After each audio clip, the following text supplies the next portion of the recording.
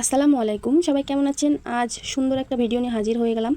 এটা হচ্ছে কাতলা মাছ, বড় সাইজের একটা কাতলা। তো কাতলা মাছটা কাটা থেকে শুরু করে রান্না অবধি ভিডিও আপনাদেরকে শেয়ার করব।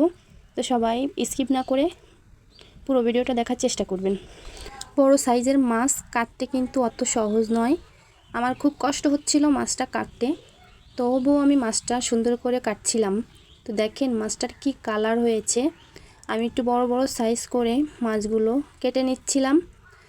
তো যে যেখান থেকে আমার ভিডিওটা দেখছেন সবাই কমেন্টে জানাবেন, সবাই সাবস্ক্রাইব করে লাইক দিয়ে কমেন্ট করে পাশে থাকবেন।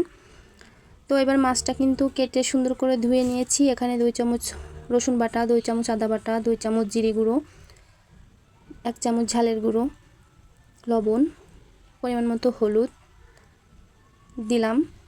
এবার আমি এখানে 4 চামচ টক দই দিলাম।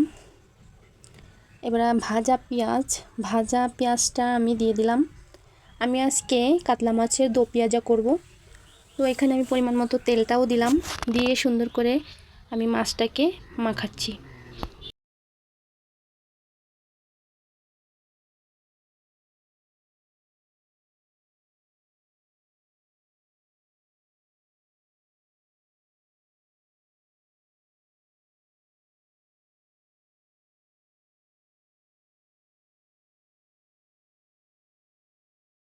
তো আমরা কিন্তু মাছ অনেকে অনেকভাবে রান্না করে খাই।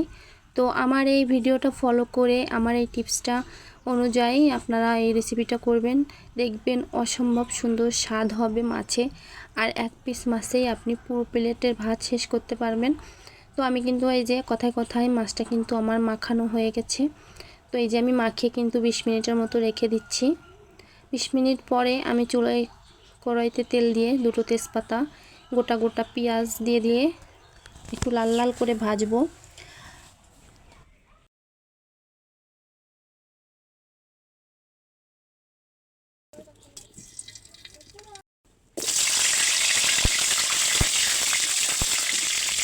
যেহেতু আমি কাতলা মাছের দো পেঁয়াজা করব, তার জন্য আমি গোটা গোটা পেঁয়াজ দিয়েছি। তো পেঁয়াজটা কিন্তু আমার লাল লাল হয়ে গেলে আমি মাছটা দিয়ে দিলাম। মাছটা দিয়ে আমি একটু সময় কষিয়ে নেব।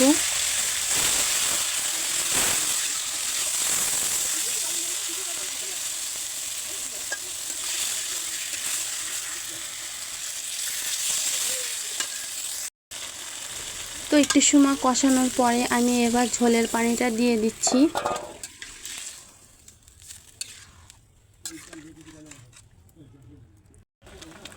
তো একটু জাল হলে আমি 4টা কাঁচা ঝাল দিয়ে দিলাম।